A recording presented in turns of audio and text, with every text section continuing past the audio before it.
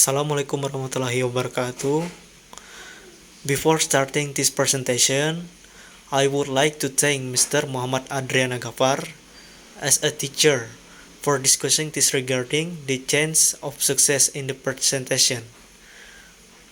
Good morning, friends. Let me introduce myself. My name is Arif Wicaksono as a moderator and speaker at this presentation. Here we will share the topic of receptive competence reading, listening and viewing. And we will know this knowledge together. Then let's start it. Drafting purpose. The writing of the chapter report was done in order to fulfill a class assessment. The curriculum development is supported by Muhammad Adriana Gafar. This college is given at a first semester with a lot of SKS is 2 SKS. Textbooks. The reference to this chapter report is a curriculum, teaching English as a foreign language. The book in its outline consists of 14 sections, as for that being discussed by the writer in this chapter report is the sixth part of teaching English as a foreign language, composed of 6 subchapters. So specifically, the author will create the report that is in chapter 6. And chapter content. 1. Introduction, purpose of preparation, chapter content. 2. Reading, listening, and viewing as interactive process. 3. Reading, listening, and viewing as complex competence. 4. Challenge of receptive process in foreign language context. 5. Implication for teaching, reading, listening, and viewing. 6. Conclusions. Reading, listening, and viewing as interactive process. Actively engage recipients at the first sight and as a narrow semantic view of the term receptive competence might suggest reading, listening, and viewing tend to be associated with passive consumers. In the case of the viewing in the particular, which could conjure up the image of the so-called couch potato. Taking in whatever the mass media dishes out, it might be a challenge to move beyond this notion of passiveness. However, as a readers, listeners, and viewers, we are actually actively engaged during the receptive process. Reading, listening, and viewing as complex competence. Reading and listening comprehension, as well as visual competence, are not just skills, but extensive competence with different sub-competencies. Successful readers and listeners master not only lower-order skills, but also high-order skills. Competence viewers are aware of various types of picture or image and the impact they might have on them. Multimodal text require simultaneous demands made by different sense of or science system, which must be simultaneously captured and processed bottom up and top down, and also connected to each other.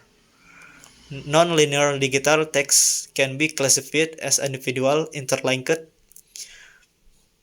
units of information that makes various navigation pathways and an endless array of options available. Challenge of receptive process in foreign language context. The development of foreign language learners into good readers, listeners, and viewers is one of the main goals of foreign language teaching. However, working with text in the classroom often stands in the way of the development of foreign language receptive competence. Poor choice, such as reading unknown text aloud, not practicing reading strategies, and checking details on the text, works against reading motivation and individual text interpretations. The close connection between motivational aspects and the development of receptive competence is not to be underestimated. Learners who are motivated to read or listen or to foreign language texts or watch foreign language films on a regular basis outside the classroom tend to increase their receptive competence. Implication for teaching reading, listening, and viewing. 1. Practicing on different levels. Interest in reading. As reading motivation serves as an important prerequisite for the development of reading as a competence. A foreign language class should attempt to establish an age-appropriate reading culture and develop a love for reading in the foreign language. Reading skill. For many pupils, the so-called lower level skills are not yet an automatic process. These skills refer, for example, to techniques for visually capturing text elements, supported by a high level of concentration and good memory. Reading fluency. Through paired reading and oral reading routine in fixed reading tandems. Reading fluency can be increased and reading comprehension skill can be developed by means of a discussion about what was read. Reading strategies. Good information processing is based in the first instance on the use of reading strategies to promote effective reading process. Successful exercises like reciprocal reading, for example, combine strategy instruction and strategy implementation with reciprocal teaching and learning. Reflective skill. To manage the reading process effectively, students need to reflect on their learning progress and set goals. This can be done through methods such as reading goals chart, observation form, reading journal, or reading portfolios. 2. Process-oriented text reception. Soon they have a gather and to articulate their personal reaction. It is considered a meaningful approach to first give pupils the opportunity to express their personal reaction to the text. Different forms of creative interaction with the text can also support specific, subjective comprehension process during this phase and promote the creation of meaning.